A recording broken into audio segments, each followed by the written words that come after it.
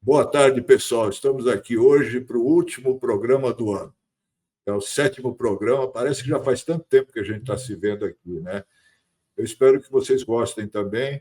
Mandem perguntas sempre no YouTube, nas redes sociais aí do My News. E eu estou aqui para responder o que eu sei. Vamos lá? Solta a vinheta.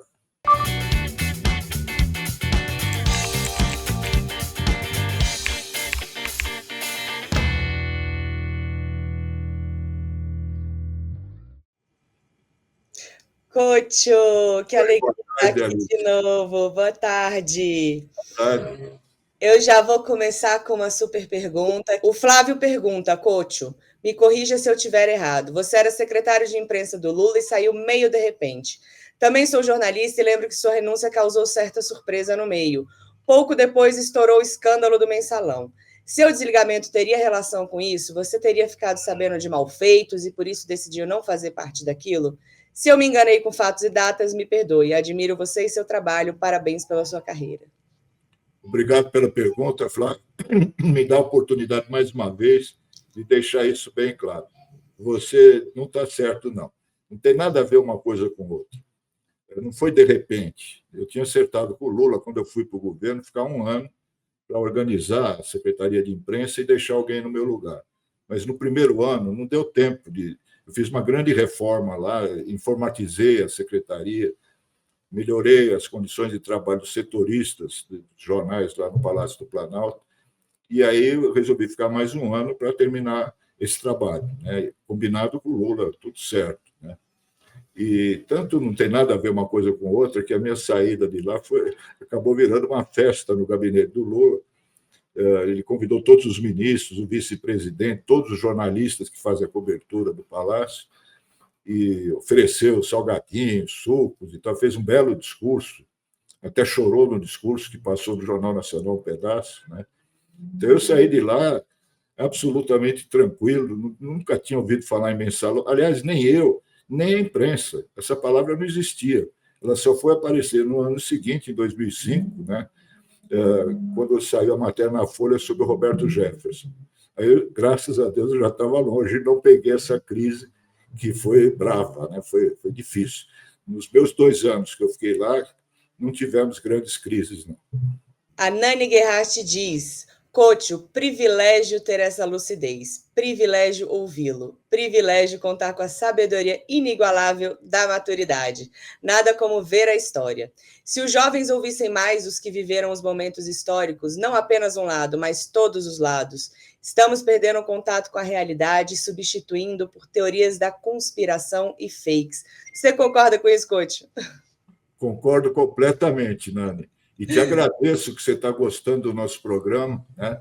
E a gente procura melhorar a cada semana. Eu gosto muito de contar as histórias de bons momentos do país e também os momentos dramáticos, né?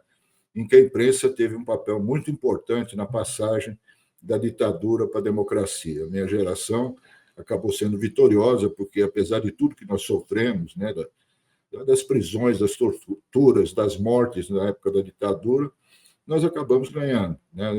A democracia voltou no Brasil, nós hoje vivemos em plena liberdade, né? Liberdade não só de imprensa, de expressão, mas todas as liberdades individuais e públicas, né? Então, eu tive a sorte, né, de acompanhar essa passagem de um Brasil das trevas para o Brasil da democracia que a gente vive nos dias de hoje, né? E aproveito para homenagear todos aqueles que ficaram pelo caminho nessa luta, que não foram poucos. Nós só chegamos aqui graças a eles também. Perfeito, Cocho. E para quem não sabe, pessoal, quem é novo aqui no Pergunte ao Cocho, quem ainda não conhecia e é de uma geração que não conhecia o Cocho, gente, em suas andanças aí como jornalista, o Cocho viajou o país todo contando boa história do Brasil, boa parte da história, né, Cocho? E aí, Cocho, eu queria trazer uma pergunta que é o seguinte, no Ceará você foi cobrir o desastre aéreo que matou o ex-presidente Castelo Branco em 67. E aí eu fico na dúvida, Coach, como é que foi isso? Você era muito novo, o que aconteceu? Eu quero saber tudo sobre isso, porque quantos anos você tinha, Coach? Conta isso aí pra gente. 19 para 20 anos, eu estava começando na grande imprensa. Eu já tinha trabalhado antes em jornais de bairro, né? Mas para mim também foi uma surpresa que me mandaram para essa cobertura importante, né? Porque eu tinha pouca experiência e o Estadão tinha muita gente mais velha do que eu, né? Que poderia ter ido, e eu fiquei contente com a responsabilidade que eu recebi do Clóvis Rossi, que era o chefe de reportagem de uma molecada. Tinha muita gente jovem começando junto com ele, que ele também era bastante jovem, um grande chefe de reportagem, né? E eu vi que não precisa ser antigo na profissão para fazer as coisas direito. Eu tive a sorte também de viajar com 2 fotógrafos bem experientes que me ajudaram muito. E isso foi ao longo da carreira toda. Você vai aprendendo com os outros. Os fotógrafos são muito importantes para o repórter, sabe? Eu sempre formei boas duplas, repórter e fotógrafo, que é o que dava reportagem. E o que a gente vê hoje é que tem muitas teses e teorias e pouca reportagem, sabe? O que é muito ruim, né? Eu acho que tudo bem, tem que ter espaço para comentaristas. Hoje eu também sou um comentarista e tal, mas você tem que ter matéria-prima, e matéria-prima quem traz é o repórter, é o que vai nos lugares, né? Então, se eu puder falar alguma coisa para os mais jovens que acompanham esse programa, comecem pela reportagem e não tenham pressa para sair dela. Eu acabei anos depois virando chefe também, editor, diretor de redação e tal, mas eu sempre fui repórter e quero continuar sendo. E, Coach, é o seguinte, é muito boa a sua fala, e eu sei que nessa história, eu acho que é importante a gente trazer a história, né? Essa história do Castelo Branco. Eu li que tinha aí uma especulação se essa morte era uma fatalidade ou um atentado. Ô, Coach, por que se especulava isso? Por um motivo muito simples. O Costa e Silva, o presidente que entrou no lugar do Castelo Branco, que morreu naquele acidente, era de um outro grupo do Exército. O Castelo Branco era considerado um intelectual, né? Era da Sorbonne do Exército. E o Costa e Silva era troupier, era pessoal de campo, né? do Exército. E eles não se davam. O Costa e Silva não era o candidato do Castelo Branco à sucessão. Por causa disso, surgiram muitas teorias de conspiração e tal, mas eu tive lá, passei vários dias no Ceará, conversei com muita gente, fui à fazenda da Raquel de Queiroz, onde o Castelo Branco passou o último fim de semana, e de lá que ele saiu num aviãozinho para Fortaleza, e ela até me contou que ela ficou com medo, porque o avião era pequenininho, sem muita segurança, e ela aconselhou o Castelo a não ir. Vai de carro, nem é tão longe, podia ter ido de carro, né? E ele acabou insistindo e pegou o avião, e foi uma fatalidade. Eu concluí isso, sabe? O piloto do avião dele entrou numa área de segurança da aeronáutica, que fazia manobras naquela região. E aí acabou acontecendo o acidente. Não foi um atentado, eu tenho certeza disso. Nossa, é bom quando a gente ouve um repórter, né, o coach falar, não foi, eu tenho certeza disso, eu estava lá, eu investiguei. É uma diferença muito grande, né, coach? É verdade, é verdade. Por isso que eu insisto muito que lugar de repórter é na rua. Tem até um livro que fizeram 2 jornalistas sobre a minha carreira e tal, e o título é esse, Lugar de Repórter na Rua. É como na canção do Milton Nascimento, né? O artista tem que estar onde o povo está, e o repórter também. Perfeito, coach. E aí, coach, outra curiosidade que eu tenho, que é a seguinte, em Brasília você investigou aquelas mordomias de que gozavam superfuncionários, né? E foi uma série de matérias que acabou te projetando aí como jornalista lá em 76. Eu queria saber, coach, como é que foi essa reportagem, né? Como que foi investigar esse centro do poder que, na verdade, goza de mordomias e tudo mais? Foi perigoso? Você ficou aflito? Como é que foi isso? É importante lembrar um pouco, Alice, como era o cenário da época, né? É o seguinte, nós tínhamos censura há vários anos lá no Estadão, onde eu trabalhava, né? E que foi tirada quando o jornal fez 100 anos. Né? Em homenagem aos 100 anos do jornal, tiraram a censura prévia de lá.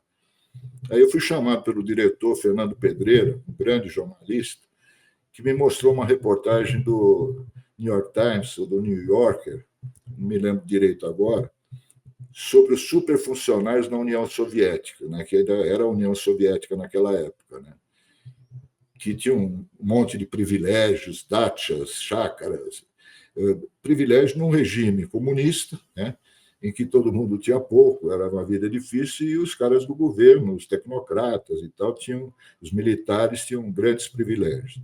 Aí ele me disse, olha, em Brasília está igual, aqui está igual. Então, você vai para lá, ele me deu alguns nomes que eu deveria procurar, né? E levanta para mim o que está acontecendo desses privilégios dos superfuncionários brasileiros, da ditadura, né? E realmente eu constatei que estava acontecendo isso. Tive a ajuda não só da sucursal de Brasília, mas de todas as sucursais que o Estadão tinha pelo Brasil inteiro, né, para levantar essas histórias. Era uma época ainda, apesar de ter tirado a censura do Estadão, de muito medo, né? Ainda era ditadura, né? O presidente era Ernesto Geisel, general Ernesto Geisel, e aí o Pedreira me deu o tempo que fosse necessário. Fiquei 3 meses trabalhando nessa série de reportagens, né? Eu me lembro que, no fim, eu acabei escrevendo a matéria em casa, mais tranquilo, porque não era para ninguém ficar sabendo o que a gente estava preparando, né? E aí aconteceu o seguinte, eu estava de férias, voltei num domingo, e na banca estava o jornal com a manchete sobre os superfuncionários. Eu levei um susto, porque quando eu saí de férias, me falaram, vamos esperar o Congresso reabrir em agosto para a gente publicar essa matéria, né? E também porque o diretor do jornal estava de férias, tem que esperar ele voltar. E teve uma repercussão tremenda, eu nunca podia imaginar, né? Pra você ter uma ideia, tiraram xerox das reportagens para vender nos estados, que o jornal tinha esgotado, né? Foi comentado a semana inteira no Congresso Nacional. O Ernesto Geisel chamou o diretor responsável do Estadão, Júlio Mesquita Neto, a Brasília, né? O clima era terrível. E naquela noite que o Júlio Neto estava em Brasília, acabou a luz na redação. Aí todo mundo já pensou, pô, isso é sacanagem, tal, por causa da reportagem. O fato concreto é o seguinte, essa reportagem saiu a semana inteira, nenhuma informação que estava lá foi desmentida, né? Mas a bronca, que ainda era uma ditadura, foi grande, né? E, claro, eu também me senti ameaçado nessa história, que vinham recados de tudo quanto era lado e tal. Mas eu acho que foi importante, porque foi a primeira reportagem de denúncia contra o regime militar durante a ditadura, né? E aí eu acho que abriu a porteira e, em seguida, um monte de gente fez reportagem contando o que estava acontecendo, que a gente não podia antes, na época da censura. Foi isso. Que beleza, coach. Você chegou já com o pé na porta da ditadura. Maravilhoso. E aí, coach, é o seguinte, você escreveu na sua coluna mais recente sobre os novos números do Datafolha, que você diz que 2023 chega ao fim com a sensação de que pelo menos saímos do inferno bolsonarista. Eu tenho 2 coisas para te perguntar. Que otimismo é esse?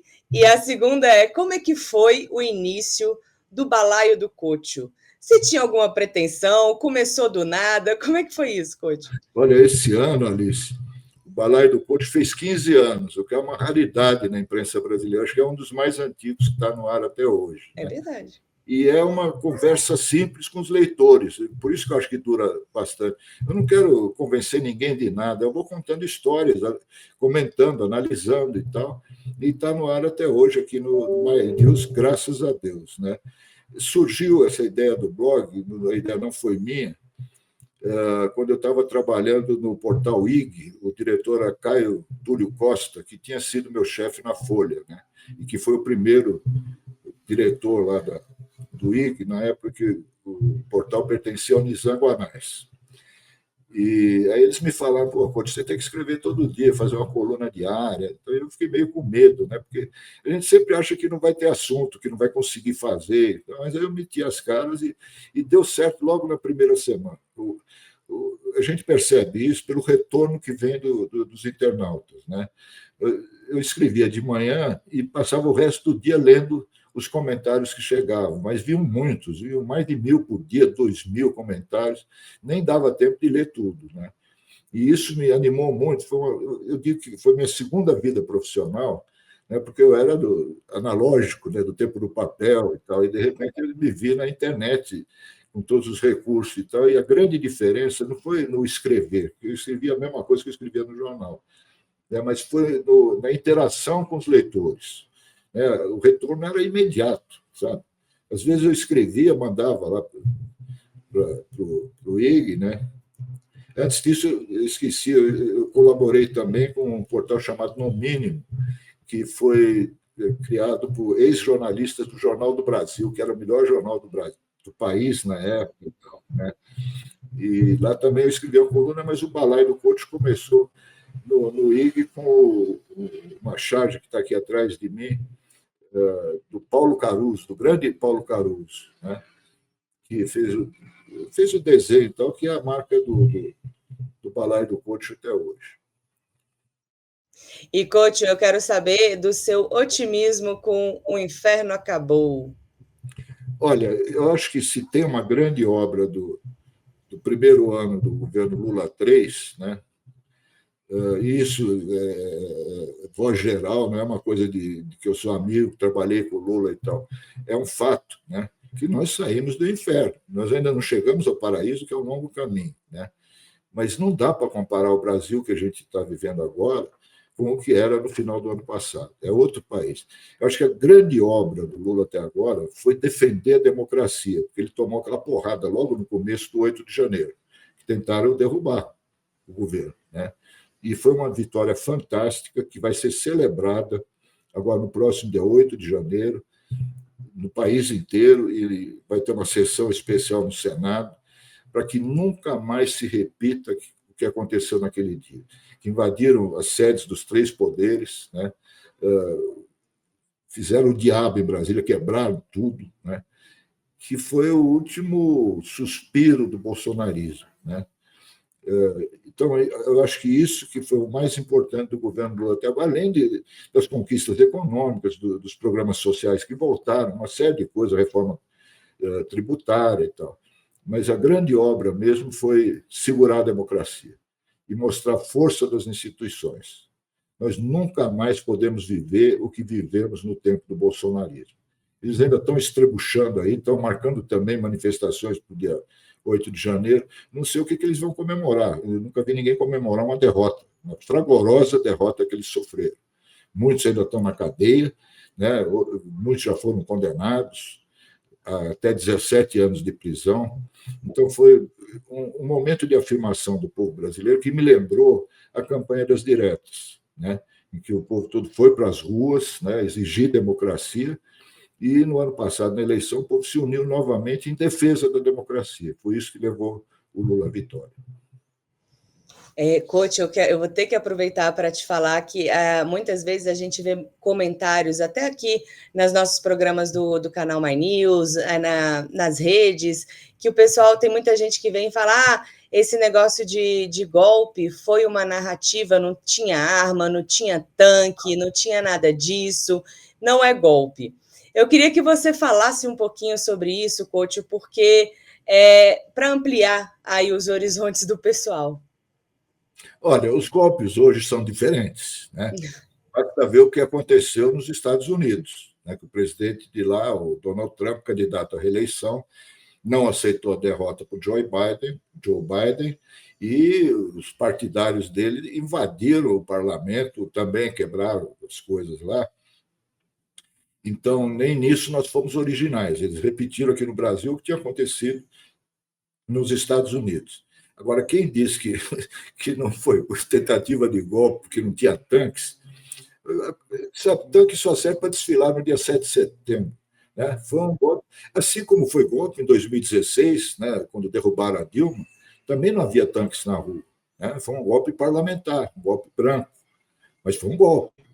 E foi o que tentaram fazer no dia 8 de janeiro.